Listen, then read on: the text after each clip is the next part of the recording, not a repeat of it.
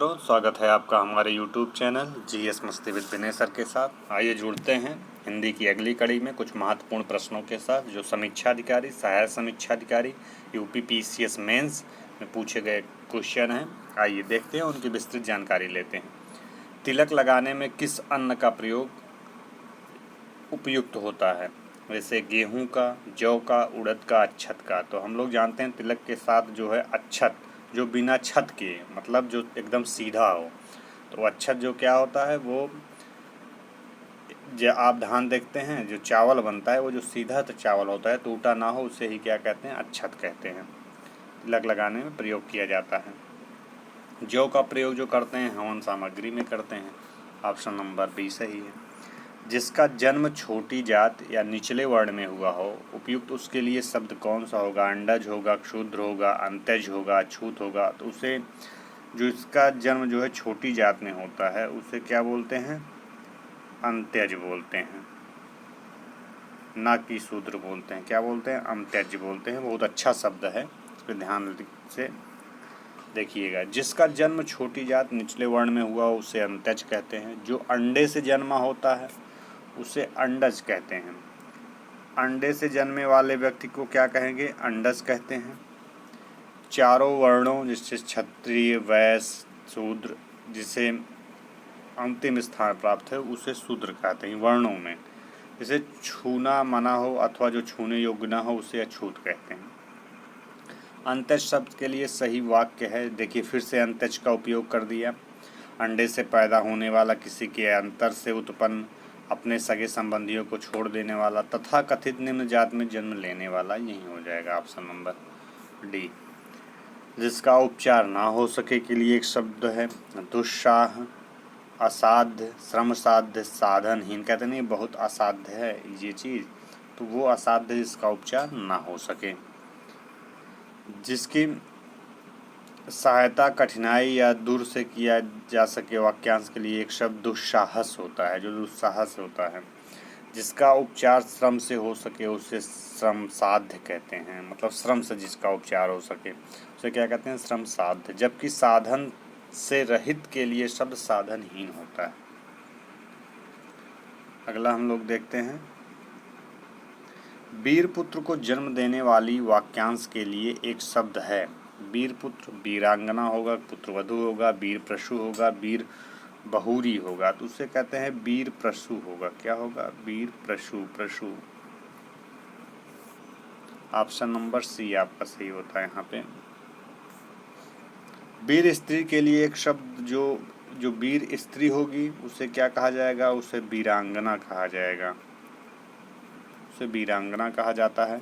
पुत्र को जन्म देने वाली के लिए एक शब्द पुत्रवती भी होता है, केवल जो पुत्र को जन्म देने वाली हो।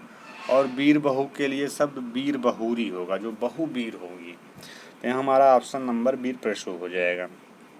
शक्तिशाली, दयालु, शांत, धीर और योद्धा नायक के लिए एक शब्द है, वो कौन सा है? धरोदात्त है, धीरोदात्त होगा। योद्धा के लिए क्या होगा? धीरोदात्त होगा। शक्तिशाली, दयालु, शांत, धीर और योद्धा नायक के लिए एक शब्द क्या होता है? धीरोदात्त होता है। ये देख लीजिएगा, धीरोदात्त। सूरवीर किंतु अभिमानी नायक के लिए शब्द धीरोद्धत होता है। जो सूरवीर या अभिमानी नायक होगा उसे धीरोदत्त कहेंगे, ना कि उसे धीरोदात्त कहेंगे, जो सूरवीर अभिमानी होता है। जबकि सूरवीर किंतु ललित कलाओं का प्रेमी नायक के लिए एक शब्द होगा धीर ललित। ललित कलाओं का जो प्रेमी होगा उसे क्या कहते हैं? उसे कहते हैं धीर ललित। क्लियर?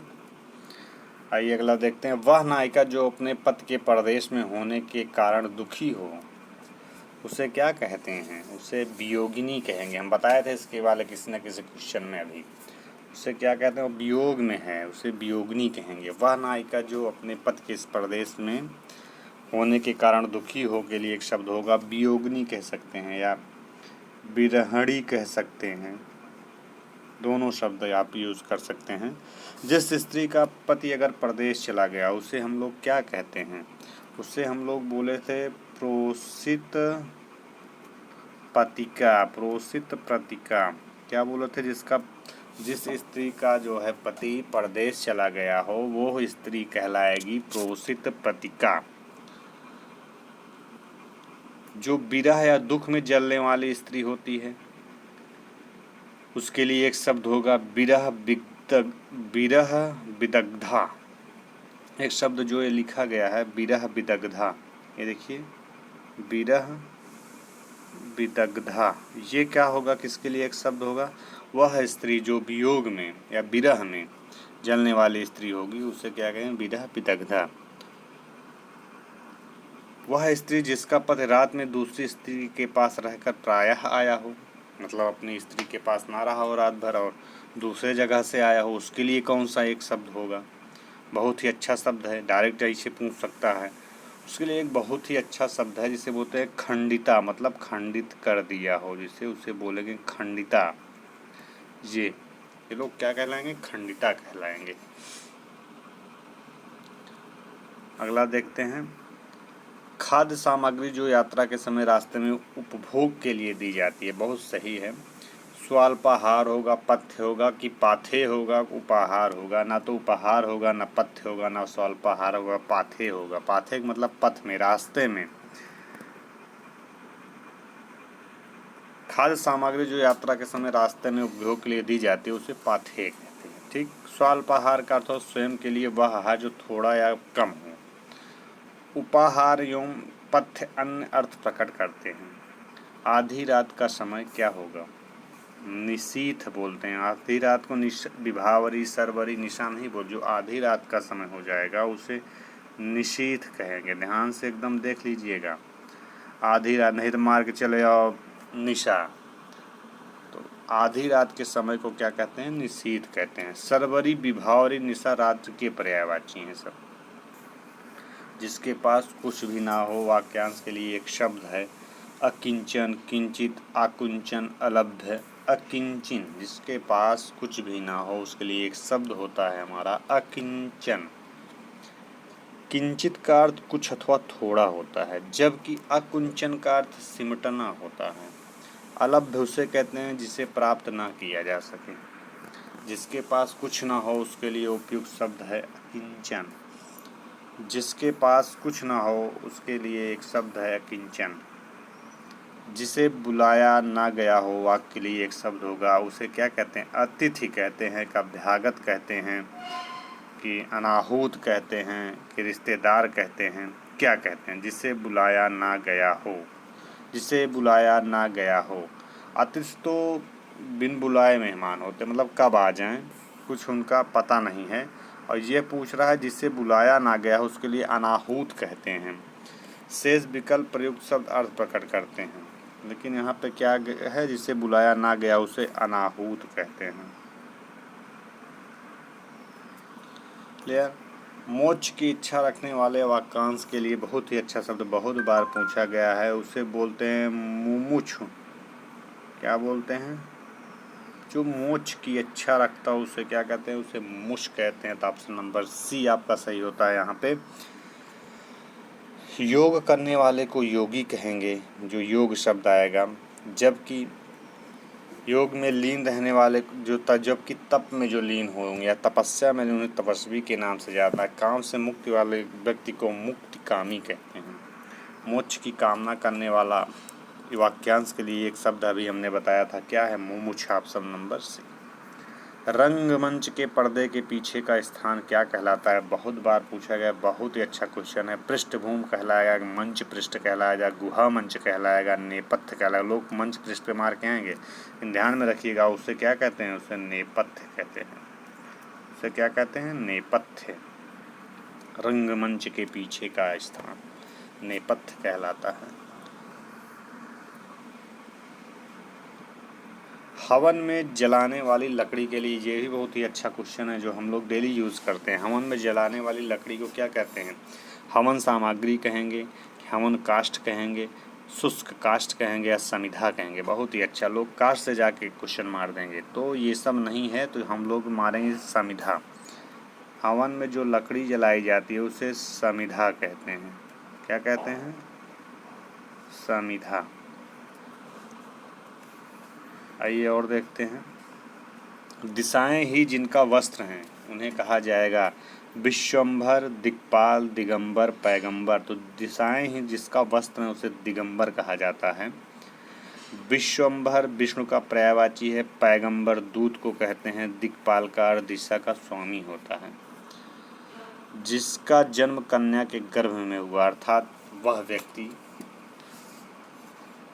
जो कन्या अर्थात जिसका विवाह ना हुआ हो, उस स्त्री से हुआ हो, कन्या से हुआ हो, उसे क्या कहते हैं? उसे कानीन कहते हैं। एक बहुत ही अच्छा शब्द आएगा, कन्या से पैदा हुआ व्यक्ति को क्या कहलाएगा?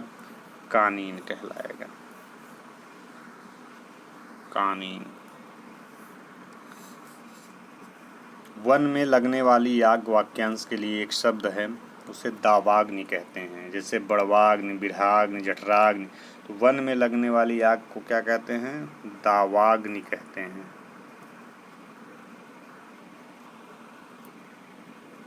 समुद्र में जो आग लगती है उसे क्या कहते हैं? बड़वाह में या बड़वाग्नि कहेंगे। विरह की आग के लिए एक शब्द बिरहाग्नि होगा। पेट की आग के लिए हमने बोला था जठराग्नि होगा।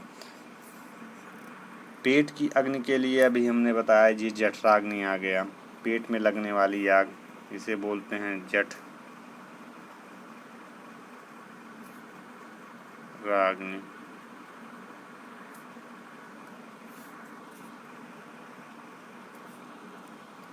आइए अगला देखते हैं। बहुत ही अच्छे अच्छे क्वेश्चन हैं। यहाँ से वाक्यांश के लिए एक शब्द कोई भी परीक्षा दीजिए, यूपीपी से लेकर के जिनमें हिंदी पूछी जाती है, अगर इतना आप क्वेश्चन कर लिए तो क्वेश्चन आपको यहीं से मिलेंगे। XYZ कोई भी एग्ज़ाम हो। जो युद्ध में स्थिर है उसे क्या कहते हैं? उसे युधिष्ठिर कहेंगे। युद्ध में भैया जो स्थिर है उसे युधिष्ठिर कहेंगे। जो हमेशा रहने वाला है उसे कहते हैं, मतलब जो हमेशा रहेगा, शाश्वत कहेंगे, अनवरत कहेंगे, अपरहित कहेंगे, आजीवक कहेंगे। तो वो शाश्वत है, जो हमेशा रहने वाला। शाश्वत। अनवरत का अर्थ होता है लगातार होना, जबकि जिसे कोई रोक ना सके अपरहित होता है। आजीवक एक संप्रदाय है। जिस पुरुष की पत्नी साथ नहीं है उसके लिए क्या कहेंगे? उसके लिए विपत्नी कहेंगे। बिना पत्नी का विपत्नी कहेंगे। विपत्नीक। तो ऑप्शन नंबर डी सही हो जाएगा। जिस पेड़ के, और देख लेते हैं थोड़ा व्याख्या इसकी। विपत्नीक हो गया। विधुर उसे कहते हैं जिसकी पत्नी मर गई हो। जिसकी पत्नी ना हो उसे क्या कहेंगे? विधुर कहते हैं। पत्नी से संबंधित बहुत सारे क्वेश्चन पूछे गए हैं, पति पत्नी से, ध्यान में रखिएगा। विधुर जिसकी पत्नी ना हो या मर गई हो। फिर किसी के वियोग में दुखी व्यक्ति को वियोगी कहते हैं। जिसकी पत्नी ना हो उसे अपत्नीक कहते हैं। जिस पेड़ के पत्ते झड़ गए हों उसके लिए एक शब्द है प्रपर्ण, अपर्णा, पत्रहीन, अपथ। उसे बोलते हैं जिसके पत्ते झड़ गए हों उसे कहते हैं अपथ। क्या कहते हैं? अपथ। यद्यपि इसके लिए पत्रहीन भी एक शब्द हो सकता है, परंतु सर्वाधिक उपयुक्त अगर देखा जाए, यहाँ पत्रहीन भी लिखा है जिसमें पत्ते ना हों, लेकिन अगर सर्वाधिक देखा जाए तो वो अपथ है 100% एक्यूरेसी के साथ।